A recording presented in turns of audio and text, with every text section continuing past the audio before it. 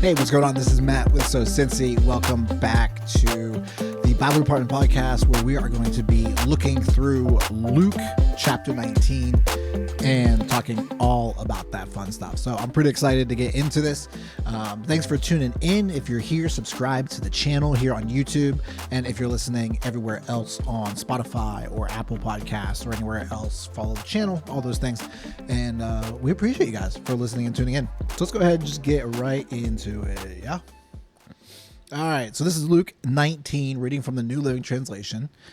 My favorite story, because it was the only worship song I had back in the day, was all about Zacchaeus. I'm not going to sing it, but if you don't know it, you got to look it up, about Zacchaeus being a wee little man. All right. So it says, Jesus entered Jericho and made his way through the town. There was a man there named Zacchaeus. He was the chief tax collector in the region, and he had become very rich. He tried to get a look at Jesus, but he was too short to see over the crowd. So he ran ahead and climbed a sycamore fig tree beside the road, for Jesus was going to pass that way. When Jesus came by, he looked up at Zacchaeus and called him by name. Zacchaeus, he said, "Quick, come down. I must be a guest in your home today." Zacchaeus quickly climbed down and took Jesus to his house in great excitement and joy. But the people were displeased. "He has gone to be the guest of a notorious sinner," they grumbled. Meanwhile, Zacchaeus stood before the Lord and said, "I will give half my wealth to the poor, Lord, and if I have cheated people on their taxes, I will give them back 4 times as much." Jesus responded, "Salvation has come to this house today, for this man has shown himself to be a true son of Abraham. For the Son of Man came to seek and save those who are lost." The crowd was listening to everything Jesus said, and because he was nearing Jerusalem, he told them a story to correct the impression that the kingdom of God would begin right away. He said a nobleman was called away to a distant empire to be crowned king and then return. Before he left, he called together 10 of his servants and divided among them 10 pounds of silver, saying, "Invest this for me while I'm gone." But his people hated him and sent a delegation after him to say, "We do not want him to be our king." After he was crowned king, he returned and called in the servants to whom he had given the money. He wanted to find out what their profits were. The first servant reported, "Master, I invested your money and made 10 times the original amount." "Well done," the king exclaimed. "You are a good servant, and you have been faithful with the little I entrusted to you, so you will be governor of 10 cities as your reward." The next servant reported, "Master, I invested your money and made 5 times the original amount." "Well done," the king said. "You will be governor over 5 cities." But the third servant brought back only the original amount of money and said, "Master, I hid your money and kept it safe. I was afraid because you are a hard man to deal with, taking what isn't yours and harvesting crops you didn't plant." "You wicked servant," the king roared. "Your own words condemn you. If you knew that I'm a hard man who takes what isn't mine and harvests crops I didn't plant, why didn't you deposit my money in the bank? At least I could have gotten some interest on it." Then, turning to the others standing nearby, the king ordered, "Take the money from this servant and give it to the one who has 10 pounds. "But master," they said, "he already has 10 pounds. "Yes," the king replied, "and to those who use well what they're given, even more will be given. But from those who do nothing, even what little they have will be taken away. And as for the enemies of mine who didn't want me to be their king, bring them in and execute them right here in front of me." After telling this story, Jesus went on toward Jerusalem, walking ahead of his disciples. As he came to the towns of Bethphage and Bethany on the Mount of Olives, he sent 2 disciples ahead. "Go into that village over there," he told them. "As you enter it, you will see a young donkey tied there that no one has ever ridden. Untie it and bring it here. If anyone asks, 'Why are you untying that colt?' just say, 'The Lord needs it.'" So they went and found the colt, just as Jesus had said. And sure enough, as they were untying it, the owners asked them, "Why are you untying that colt?" And the disciples simply replied, "The Lord needs it." So they brought the colt to Jesus and threw their garments over it for him to ride on. As he rode along, the crowd spread out their garments on the road ahead of them. When he reached the place where the road started down the Mount of Olives, all of his followers began to shout and sing as they walked along, praising God for all the wonderful miracles they had seen. Blessings on the king who comes in the name of the Lord. Peace in heaven and glory in highest heaven. But some of the Pharisees among the crowd said, Teacher, rebuke your followers for saying things like that. He replied, if they kept quiet, the stones along the road would burst into cheers. But as soon as he came closer to Jerusalem and saw the city ahead, he began to weep. How I wish today that of all people would understand the way to peace. But now it is too late, and peace is hidden from your eyes. Before long, your enemies will build ramparts against your walls and encircle you and close in on you from every side. They will crush you into the ground, and your children with you. Your enemies will not leave a single stone in place because you did not recognize it when God visited you. Then Jesus entered the temple and began to drive out the people selling animals for sacrifices. He said to them, the scriptures declare, my temple will be a house of prayer, but you have turned it into a den of thieves. After that, he taught daily in the temple, but the leading priests, the teachers of religious law, and the other leaders of the people began planning how to kill him, but they could think of nothing because all the people hung on every word he said. And that is Luke chapter 19. So we're going to take a look at Zacchaeus and the lesson that you can kind of pull from this, at least one of the lessons from this very, very large chapter, where there's so much inside of it. Like I wouldn't be able to go through all of it. That would take multiple videos or streams or episodes or whatever you want to classify it.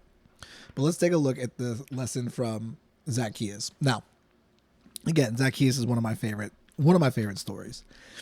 And so Zacchaeus is just another rich guy. And again, we have this contrast, because if you're just reading through the Bible, often we'll read one chapter, stop, read the next day, read the next chapter, stop.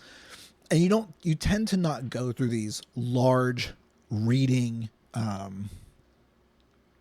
what would you call that? Large reading sessions where you're reading multiple chapters. Now, and you can pick this up if you do this. But again, we get a story presented to us of another rich man.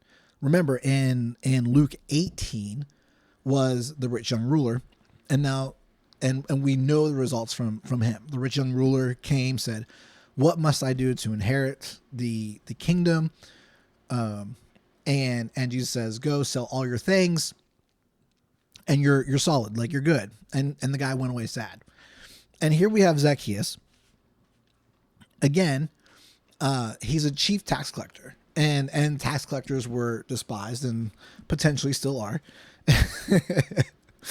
But the tax collectors are despised because oftentimes they were building their wealth off of the backs of other people. So not only would they collect the taxes, but they would also collect more than what's going on. And so he had become very rich. But there was something where he knew something about Jesus, where he wanted to see this guy. He wanted to get close to him, and the crowds, and you can look at it a couple different ways. With the crowds, they were either just that massive, or because they despise this guy, they're like, we're not going to let you see Jesus. And so what happens is that then now he goes and Zacchaeus climbs this tree. Verse 4, so he ran ahead and climbed a sycamore fig tree beside the road, for Jesus was going to pass that way. So he knew the destination, or the journey that Jesus was on, and he's like, I'm going to go set myself up so that I can see it. And what's interesting is that Jesus knows Zacchaeus. Other than the fact that Jesus is also God, like, we don't know how Jesus knows, but Jesus just knows. Simple as that. And he says to him, I'm gonna come be a guest in your house today. And so it says Zacchaeus quickly climbed down and took Jesus to his house in great excitement and joy. Now, there's a couple things of how a person might read into Jesus or Zacchaeus' response to Jesus. So the response is that Zacchaeus is going to return everything that he has cheated people. Verse 8, meanwhile, Zacchaeus stood before the Lord and said, I will give half my wealth to the poor, Lord, and if I have cheated people on their taxes, I will give them back 4 times as much. So you can read this in maybe at least two ways. There might be a third, but at least two. Okay. And so one way you can read this is that because of the guilt from how he was treated by Jesus, that he does this response to not even to inherit like salvation. Like we see that in the rich young ruler, he's saying like, what must I do to obtain salvation or inherit the kingdom? And Zacchaeus is not looking for anything. Like he's not asking and saying like, he's not asking that same question of how do I obtain salvation? So he could do it out of guilt. That's one way you could look at it. And I think it might depend on you. Another way you can look at it is that it's again a continuation out of the joy that Jesus was acknowledging him. And so when we look at this, verse 6, he quickly climbed down, took Jesus to his house, and in great excitement and joy. So this is how I would interpret it. Out of the joy that Jesus is giving him, this low life chief tax collector that's wealthy, that probably cheated people, out of the response of how Jesus sees him, knows him, wants to be with him in fellowship, I think that Zacchaeus more responds out of joy because of this love, connection, intentionality, fellowship, whatever you want to call that comes from Jesus. The outpouring response of Zacchaeus is that I'm going to give, again, verse 8, I'm going to give half my wealth to the poor, Lord. And if I've cheated people on their taxes, I will give them back 4 times as much. And look at what happens. Jesus responded, salvation has come to this house today.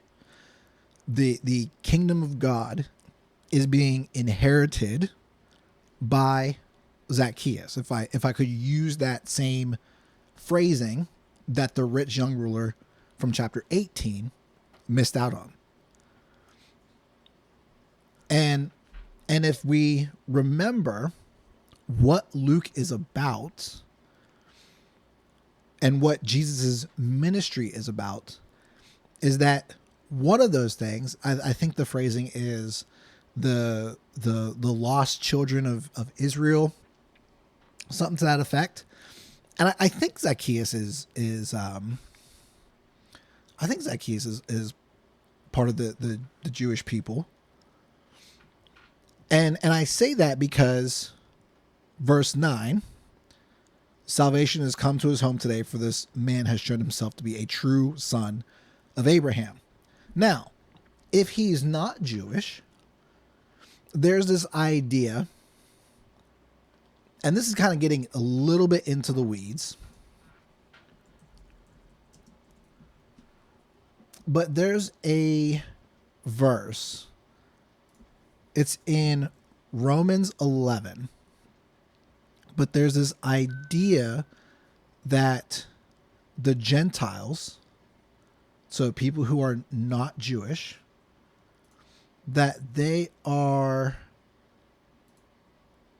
grafted in.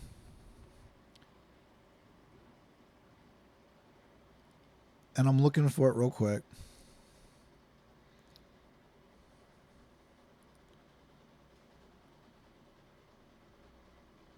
And I can't find it, but it's somewhere. It comes up here in verse 31. And just from a quick Google search, it says Romans chapter 11, verses 11 through 31. It says, for God's gifts and his call can never be withdrawn. Verse 30, once you Gentiles were rebels against God, but when the people of Israel rebelled against him, there's our laundry. God was merciful to you instead. Now they are the rebels, and God's mercy has come to you, so they too will share in God's mercy. So if Zacchaeus isn't a Jew and he is Gentile, then he's also grafted in. And it's this idea of the true son of Abraham. And so, yeah, I mean, that's the story of Zacchaeus, that salvation has now come to him.